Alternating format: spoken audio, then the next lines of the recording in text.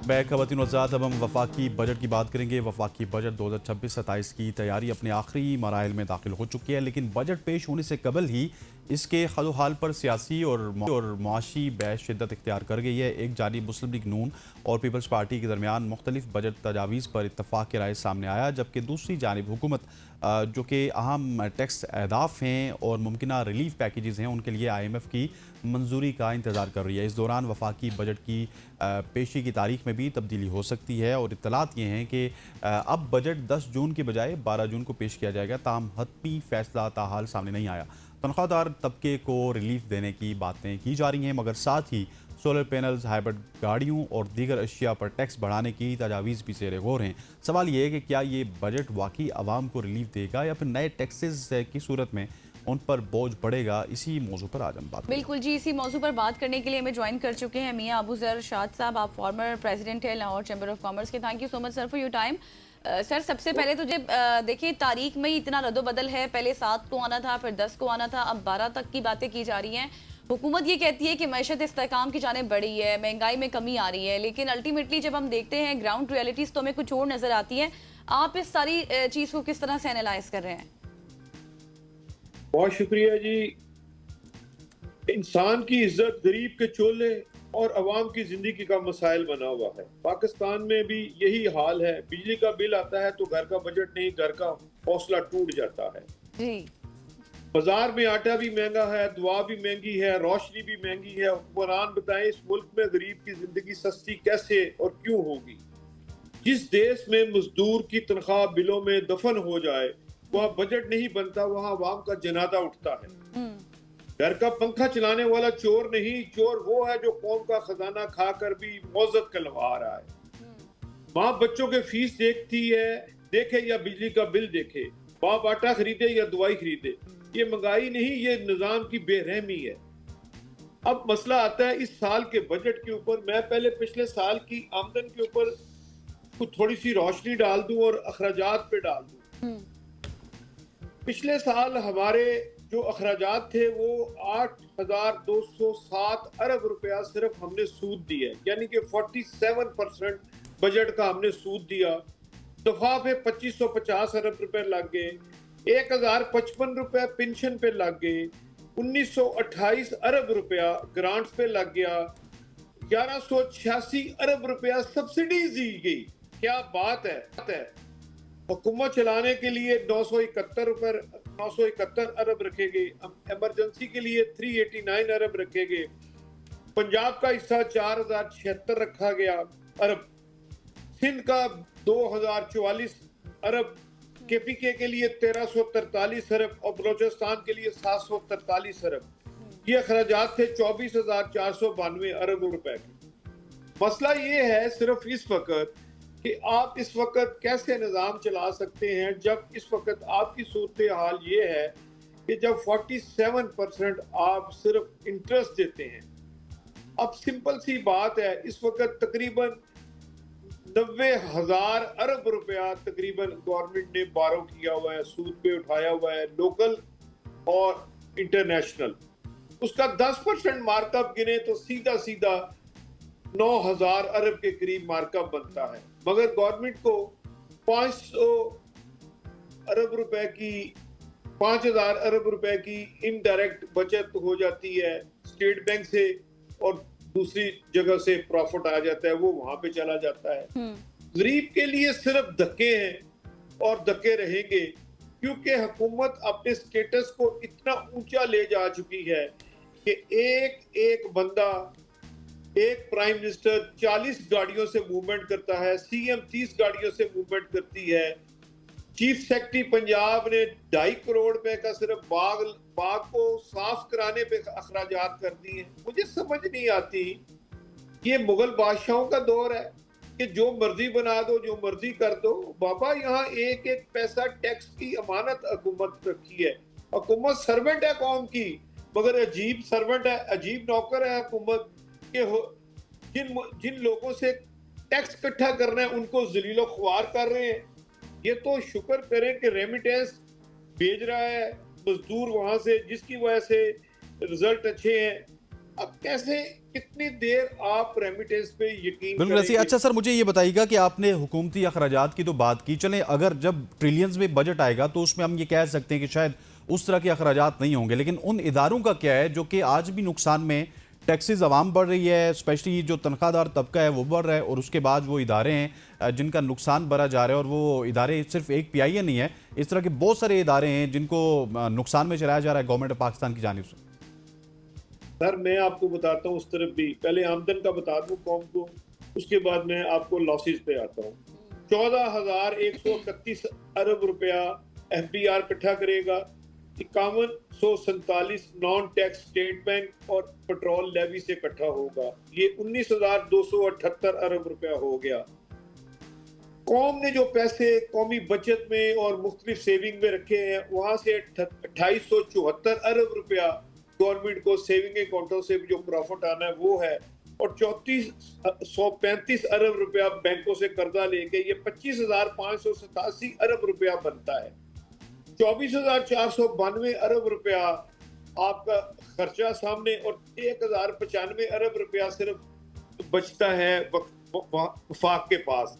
अब मसला ये है कि जब आपने 8200 अरब रुपया सिर्फ सूबों को देना है और वफाक के पास टका नहीं बचता, क्योंकि 18वीं तरमीम के बाद सारा शेयर तो सूबों के पास चला जाता है। वफाक तो सिर्फ IMF को कर्जे और बैंकों को कर्जे देने पे लगा हुआ है, वो सिर्फ पैसे गिन रहा है, वो खर्च नहीं कर सकता। इसीलिए तो आपका बजट डिले हुआ, इसीलिए तो हम सूबों की बात कर रहे हैं कि पाकिस्तान के 15 सूबे और बनने चाहिए। ये इसीलिए हो रहा है कि कोई सूबे जब पंजाब 4,000 अरब रुपया ले लेता है तो वफाक के पास वो 1,095 अरब यानी कि 1100 अरब के करीब बचता है। वफाक का लश्कर इतना बड़ा लश्कर है कि आप देख लें। अब आ जाते हैं लॉसेस पे। अब देखें जुल्म खुदा का कि 10 अरब रुपया आपने डाउन पेमेंट पे सिर्फ PIA बेच दी, और उसके सामने आपने 12 अरब रुपया का पंजाब गवर्नमेंट ने जहाज खरीद लिया।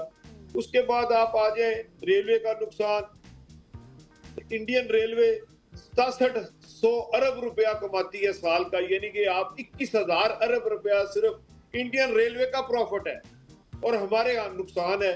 इस तरह यूटिलिटी स्टोर आपने क्यों बंद किया, पास्को क्यों बंद किया, साफ पानी क्यों बंद किया, स्टील मिल क्यों बंद की? और भाई यहाँ पे सिर्फ आप जो लाइकिंग लोग हैं उनको आप नौकरियां देते हैं और वो काम भी नहीं करते। मसला ये है कि जब तक एक कौम बन के सादगी की तरफ नहीं आएंगे, बजट हारते रहेंगे, लोग बर्बाद होते रहेंगे। इस वक्त 47% से ज्यादा लोग सतह गुर्बत से नीचे जा चुके हैं। सही है। मुझे बताइए मुल्क कैसे चलेगा? यानी कि अगर इस वक्त 11 करोड़ लोग सतह गुर्बत से नीचे जा चुके हैं, सफेद आदमी की जिंदगी हराम हो गई है। अब मुझे बताएं इस बजट में हमने क्या लेना और देना है?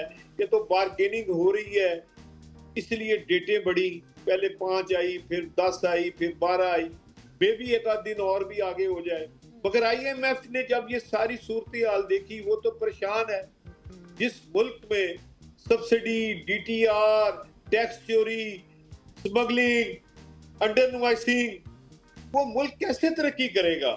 कॉटन इंडस्ट्री आप नहीं लगाने दे रहे। अब 18 अरब रुपया सिर्फ अमेज़न बैंक का working capital, paid up capital है। आपको पता है उसने 4 साल में 204 अरब रुपया कमाया है। क्यों ना कमाए? वो इंडस्ट्री को लोन नहीं दे रहे, वो सिर्फ लोन लैंडिंग कर रहे हैं, तो गवर्नमेंट को कर रहे हैं, उनको पता है पैसा सेफ रहेगा, नुकसान नहीं होगा। बैंकों के प्रॉफिट तो देखे, 10 रुपए का शेयर बैंकों का इस वक्त 400 रुपए का हो गया। क्यों हो गया? मसला ये है कि आप मुल्क चलाना नहीं चाहते। भाई अगर मुल्क चलाना हो तो 300 अरब डॉलर से ज्यादा पाकिस्तानियों का बाहर पड़ा है, और जिसमें आपने देखा नहीं कि हमारे मोहसिन नकवी साहब ने फरमाया कि 100 अरब डॉलर 4 साल में बाहर चला गया। और मकसद है कि हम सिर्फ यही देखते रहेंगे। IMF की रिपोर्ट आपने नहीं पढ़ी कि यहाँ पे 7 अरब रुपया डेली रिश्वत है। मुल्क चला, इस तरह कौमें तरक्की करती हैं। बिल्कुल हमने सर, तो आप दुरुस्त मजाक फरमा रहे हैं। बनाया। आप ये जो कुछ भी आपने जितनी बातें की वो सारी आपने दुरुस्त की, लेकिन अब ये अनसर्टेनिटी की सिचुएशन तो पैदा हो चुकी है।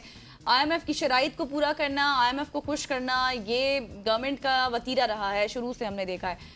अब हर साल ही ऐसे होता है। ये कोई, हम ये बात नहीं कर सकते कि ये कोई पहला साल है तो हम इस पर रोएं। हम पिछले कई सालों से ये सारी सूरत हाल देखते आ रहे हैं। मुझे ये बताएं कि इनके सोल्यूशंस क्या हैं, हम सोल्यूशंस की तरफ जा सकते हैं या फिर नहीं? देखिए जी, सोल्यूशन की तरफ क्यों नहीं जा सकते? आपको पता है कि आईएमएफ ने ऑलरेडी 9 मुल्कों का दिवालिया निकाल दिया।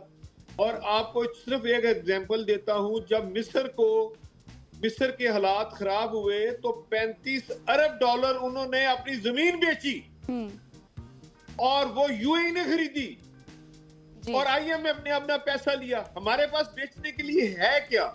असल में ये इसराइल, इंडिया, डच जोड़ ने हमको तबाह किया हुआ है। वो हमें बिजी रखते हैं, दफा में हमें बिजी रखा हुआ है। इधर उन्होंने हमें प्रॉक्सी वार में, देखे ना, हर वक्त हम सुलह कराने के चक्कर में बने हुए हैं। सुलह होगी जब होगी, हमें उसमें क्या बेनिफिट है? हम पड़ोस में, हमारे पास आपके सामने ईरान में गैस पाइपलाइन भी आई पड़ी है, पेट्रोल भी मौजूद है। इंडिया फायदे में रह रहा है। 47 साल हमारी लड़ाई का फायदा ईरान से मुफ्त पेट्रोल लेता रहा है। $30 $25 सस्ता तेल लेता रहा है। आपका पेट्रोल का बिल इतनी बड़ी अमाउंट है कि आप उसको कंट्रोल नहीं कर पा रहे। मसला है कि मुल्क का हाल ठीक करना है। 1 लाख गाड़ी सरकारी चल रही है जिस मुल्क में, लंदन में सिर्फ 13 गाड़ियां सरकारी। अब क्यों नहीं अंग्रेजों के तरीकाकार को अडॉप्ट करते? आप किसी एक मुल्क का तरीकाकार उठा लें। आप अंग्रेजों का फार्मूला आपके पास ब्यूरोक्रेसी में तो है, मगर आप आगे अमल नहीं कर पा रहे। इंसाफ यहाँ पे नहीं है। अभी हमने गवर्नमेंट को कहा कि 14 लाख केसेस इस वक्त सिविल केस हैं अदालतों में, ड्यूटी कम करो रजिस्ट्री के ऊपर। अल्लाह किया वो इसमें ड्यूटी कम हो रही है ताकि अदालतों पे बोझ कम पड़े, लोगों के मसाइल हल हो। जब तक आप कॉटेज इंडस्ट्री नहीं लगाएंगे, जब तक ये ड्यूल नेशनल को अपने ऊपर हैवी रखेंगे, असेंबली आपकी ड्यूल नेशनलों से भरी पड़ी है।